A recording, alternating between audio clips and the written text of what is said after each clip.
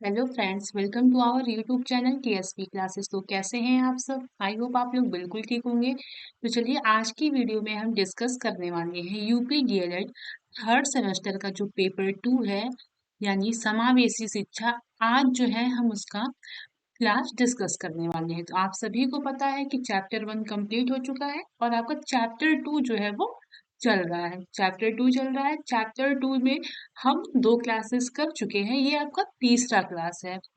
तो अब इसके पहले हम लोगों ने पढ़ा था विशिष्ट बच्चों के बारे में, है ना? विशिष्ट बच्चे क्या होते हैं, ठीक? इस इनके कौन कौन से प्रकार है, बहुत सारी चीजें हम लोगों ने पढ़ी थी। तो इसके पहले हमने प्रतिभाशाली बच्चों के बारे में पढ़ा था, यानी विशिष्ट बच्चों के जो प्रकार हैं, हम वन बाय वन करके उसको डिस्कस कर रहे हैं। प्रतिभाशाली बच्चों के बारे में पढ़ा था और आज हम पढ़ने वाले हैं धीमी गति से सीखने वाले बच्चे, ठीक? धीमी गति से सीखने वाले बच्चे।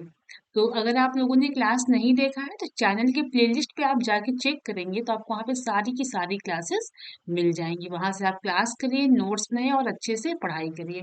और एक बात और बार बार आपको बताया जाता है कि चीजें बहुत इंपॉर्टेंट हैं। यहाँ पे आप ध्यान से पढ़ेंगे तो आपको सीटेट के लिए या टेट के लिए या सुपर टेट के लिए अलग से मेहनत करने की आवश्यकता नहीं पड़ेगी, क्योंकि चीजें यहीं से आपको वहां पे मिलेंगी। आगे बात समझ में? तो आई होप आप लोगों ने 2 क्लासेस जो पिछला था वो कर लिया होगा। और आज आपकी चैप्टर 2 की तीसरी क्लास है। और चैप्टर 2 में हमने अब तक पढ़ चुका है विशिष्ट बच्चों के बारे में, क्या होते हैं, कैसे होते हैं, ठीक?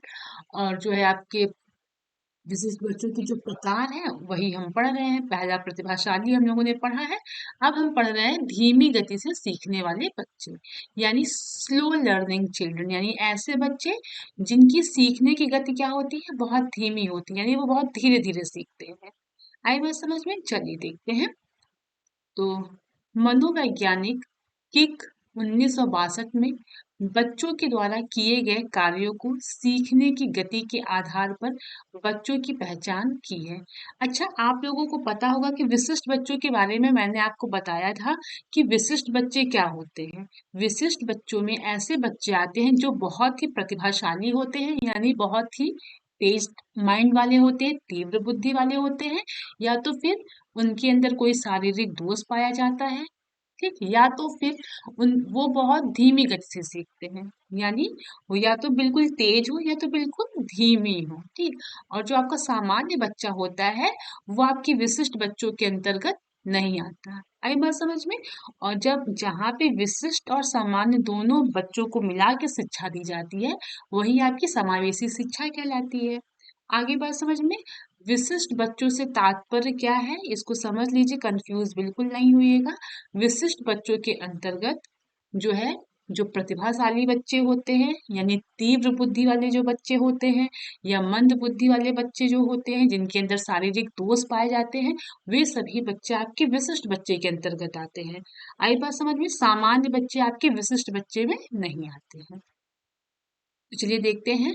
आपके मनोवैज्ञानिक जो किक है, उन्होंने जो है बच्चों के द्वारा, ठीक, जो बच्चे जो कार्य करते हैं या बच्चे कार्य करके जो चीजों को सीखते हैं, ठीक, उनकी गति के आधार पर बच्चों की पहचान की। यानी उन्होंने क्या किया कि बच्चे ढेर सारे थे, उनको क्या किया कि ऑब्जर्व किया, है ना, कि वो बच्चे कार्य को कैसे सीख रहे हैं, कौन बच्चा किस गति से सीख रहा है, यानी कौन बहुत जल्दी से सीख लिया, कौन बहुत धीरे सीखा, ठीक? किसको सीखने में ज्यादा समय लगा और किसको सीखने में कम समय लगा। तो आपके मनोवैज्ञानिक किक ने 1962 में बच्चों के द्वारा किए गए कार्यों को सीखने की गति के आधार पर बच्चों की पहचान की है। आई बात समझ में? अब आगे देखते हैं।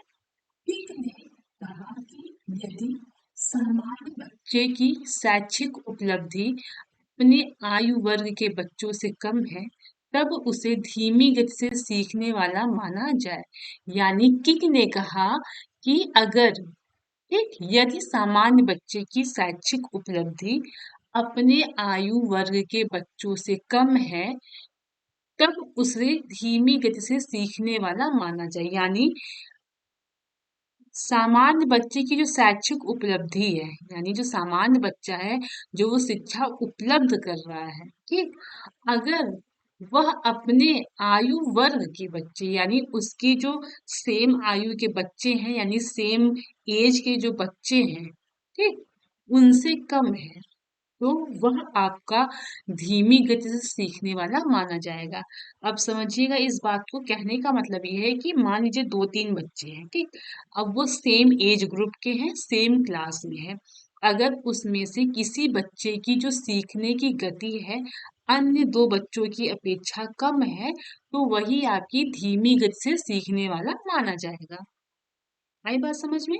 ठीक ने कहा, यदि सामान्य बच्चे की जो शैक्षिक उपलब्धि है यानी कोई बच्चा है वो जो शिक्षा ले रहा है और उसी के सेम आयु वर्ग यानी उसी के सेम आयु का बच्चा है यानी उसी के उम्र का बच्चा है, ठीक, अगर उनमें से जो बच्चा कम गति से सीख रहा है यानी बहुत धीमी गति से सीख रहा है तो वो बच्चा आपकी धीमी गति से सीखने वाला माना जाएगा।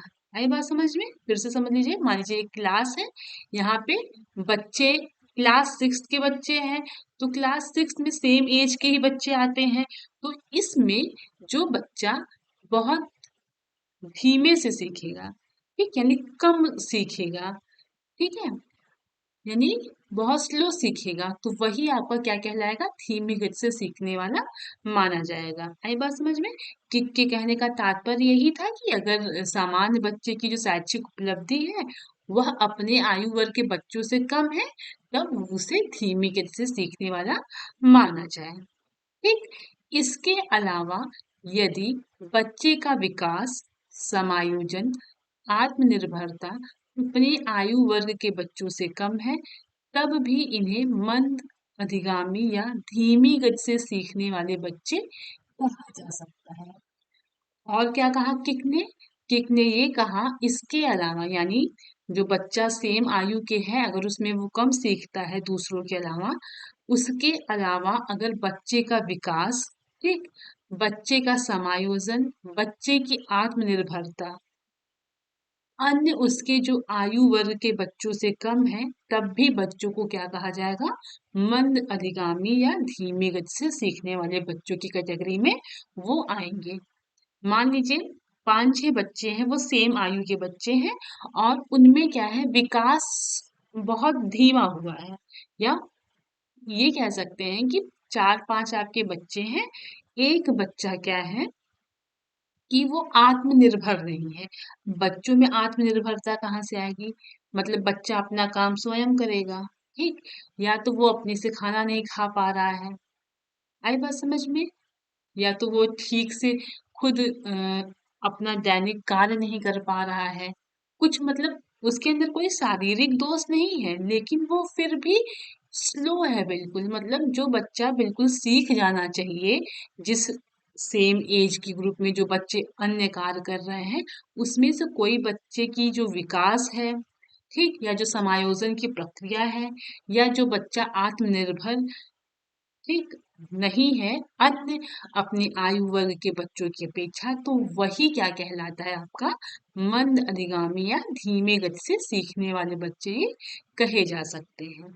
कुल मिला के आपका मंद अधिगामी या धीमे गति से सीखने वाले बच्चों के अंतर्गत क्या आएगा कि ऐसा बच्चों का समूह जिसमें सभी सेम एज के हो, ठीक, और उसमें से कोई एक बच्चा उस अन्य समूह के जो बच्चे हैं उनकी अपेक्षा बहुत स्लो हो हर एक क्षेत्र में, चाहे वो सीखने में हो, चाहे वो आत्मनिर्भरता में हो, चाहे वो विकास में हो, चाहे वो समायोजन में हो। आई बात समझ में? कंफ्यूजन वाली कोई इसमें बात ही नहीं है। आगे देखते हैं, इसमें वो भी बच्चे भी शामिल हैं जिनकी सीखने की गति धीमी हो और योग्यता भी सीमित हो, यानी इसमें वो सभी बच्चे भी शामिल हैं जिनकी सीखने की गति बहुत स्लो होती है और वो उनकी जो योग्यता होती है वो बिल्कुल लिमिट में होती है। आई बात समझ में? अब हम ये देखेंगे कि धीमी गति से सीखने वाले बच्चों की पहचान कैसे करेंगे।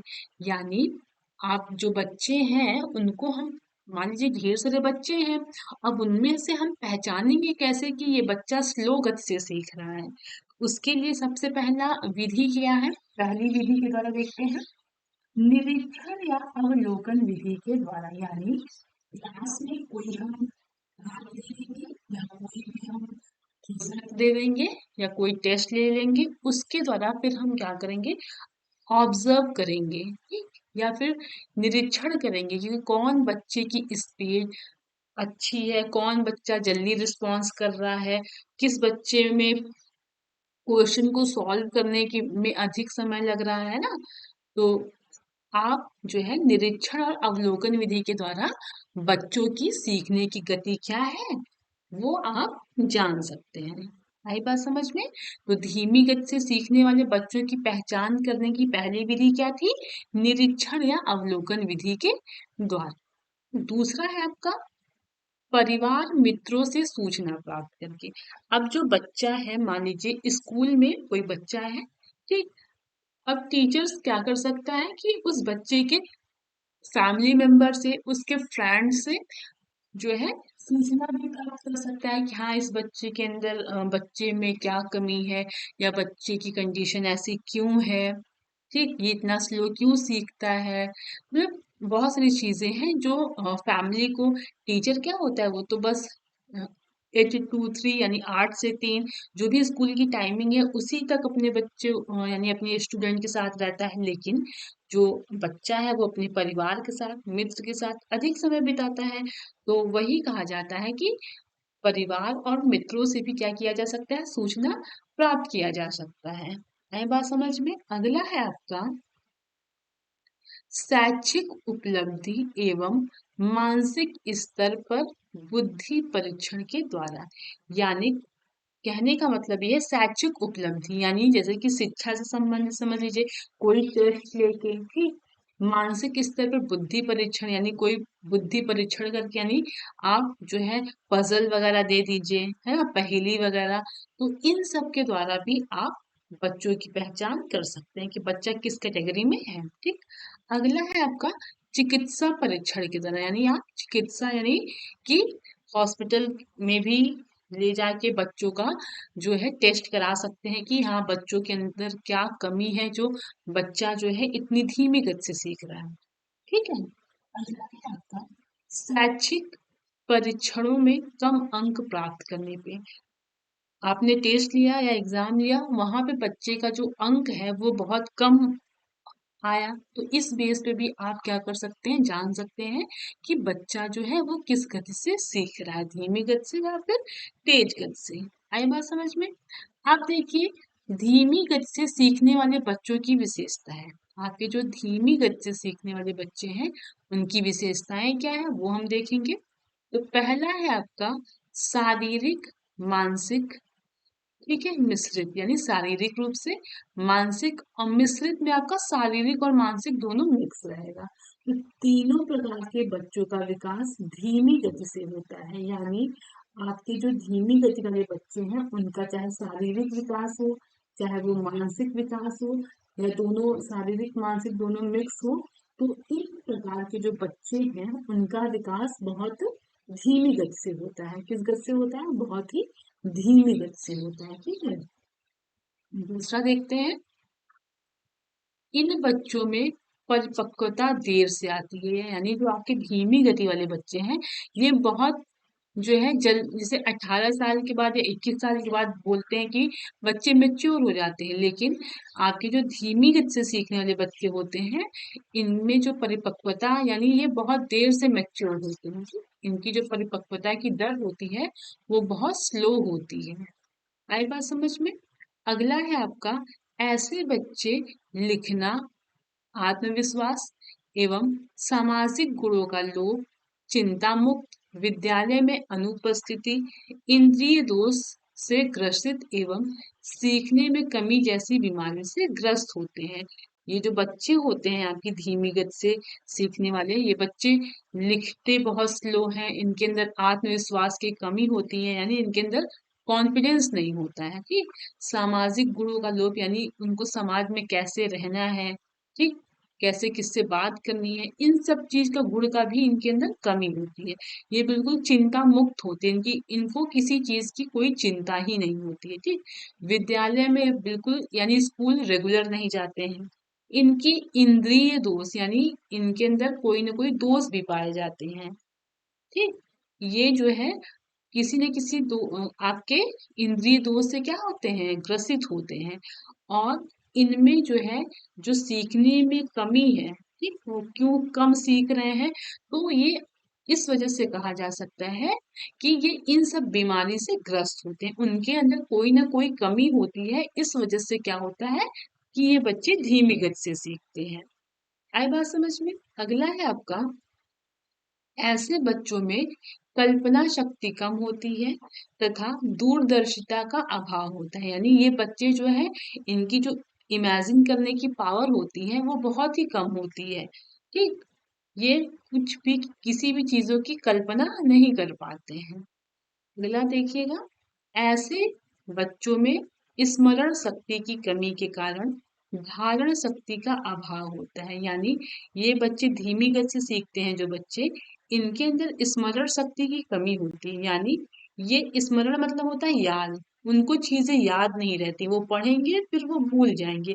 इस वजह से क्या होता है, धारण शक्ति मतलब बियरिंग कैपेसिटी, मतलब वो चीजों को अपने क्या याद नहीं रख सकते हैं, वो उस चीज को धारण नहीं कर सकते। धारण का मतलब है जो वो पढ़ेंगे वो उनको लंबे समय तक याद नहीं रहता है, वो क्या होते हैं कि जल्दी भूल जाते हैं। ठीक, तो जो धीमी गति से सीखने वाले बच्चे होते हैं उनमें स्मरण शक्ति की कमी के कारण चीजों को वो धारण नहीं कर पाते हैं।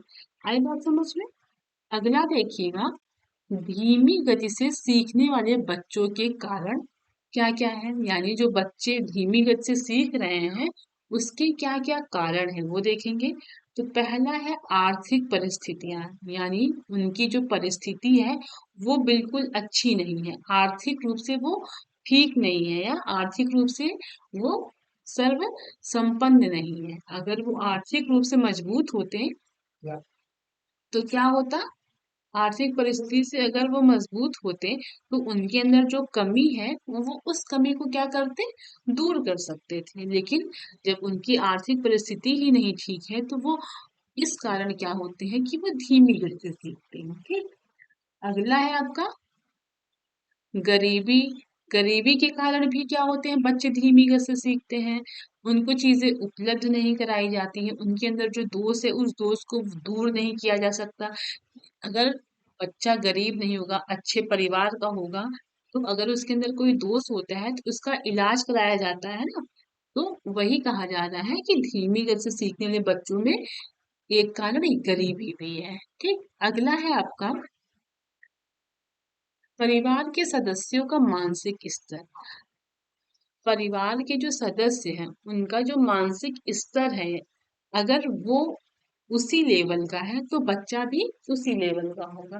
ठीक, बच्चा जो है अगर उसके परिवार के जितने भी सदस्य हैं अगर उनका मानसिक स्तर यानी उनकी सोचने की चीजें है ना कि लिमिट हो कि अरे ठीक है, मतलब जैसा परिवार का माहौल होगा वैसा बच्चा भी होगा। यही कहने का मतलब है कि अगर धीमी गति से बच्चे सीख रहे हैं उसका एक कारण उनके जो सदस्य हैं उनका मानसिक स्तर भी है। ठीक, अगला है आपका व्यक्तिगत समस्याएं, उनकी पर्सनल कुछ प्रॉब्लम्स हो सकती हैं जिसकी वजह से उनका जो है पढ़ने लिखने में मन नहीं लग रहा हो और चीजें उनको समझ में नहीं आती है। तो एक कारण ये भी है कि बच्चे धीमी गति से सीखते हैं। सही बात समझ में? अगला है आपका संवेगात्मक घटक यानी इमोशनल। ठीक, इमोशनली भी वो कभी कभी बहुत वीक होते हैं जिसकी वजह से वो पढ़ना नहीं चाहते हैं और फिर उनको चीजें समझ में नहीं आती। तो ये आपके क्या थे, धीमी गति से सीखने वाले बच्चों के कारण, यानी इन कारण से क्या होता है कि बच्चे धीमी गति से सीखते हैं।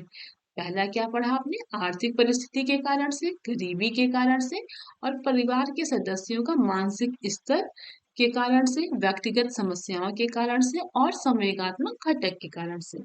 तो इन सब कारणों से बच्चे धीमी गति से सीखते हैं। ठीक, अगला देखिएगा, धीमी गति से सीखने वाले बच्चों की समस्याएं। तो क्या क्या समस्याएं हैं वो देखिए। पहला है ज्ञानात्मक अधिगम समस्याएं, यानी इनके अंदर जो बच्चे होते हैं यानी जो धीमी गति से सीखने वाले बच्चे हैं वो उनको जो है पढ़ने लिखने में, शिक्षा के रूप में यानी ज्ञान के रूप में सीखने में बहुत सारी समस्याएं आती हैं। ज्ञानात्मक अधिगम समस्याएं, ठीक, यानी सीखने में बहुत सारी समस्याएं आती है, ठीक। अगला है आपका भाषा एवं वाणी की समस्याएं, इनको बोलने में पढ़ने में भी समस्याएं आती हैं, ठीक। अगला है आपका दृष्टि एवं व्यवहारिक समस्याएं, दृष्टि मतलब इनको देखने में भी कुछ दिक्कत हो सकता है, ठीक। अगला है आपका श्रवण संबंधी समस्या, यानी सुनने में भी इनको प्रॉब्लम्स हो सकती है, ठीक। अगला है आपका सामाजिक एवं संवेगात्मक समस्याएं, यानी ये समाज से नहीं जुड़ पाते हैं जल्दी, ठीक, इनके अंदर संवेगात्मक समस्याएं होती हैं।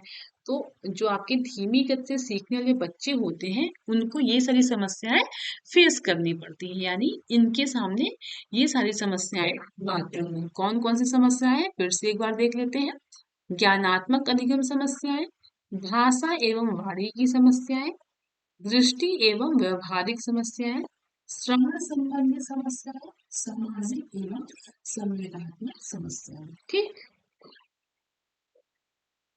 जैसे ये सारे बच्चे हैं तो ग्रुप में काम कर रहे हैं, तो यहाँ पे हम ऑब्जर्व कर सकते हैं कि कौन बच्चा किस गति से सीख रहा है, ठीक। चलिए अब देखते हैं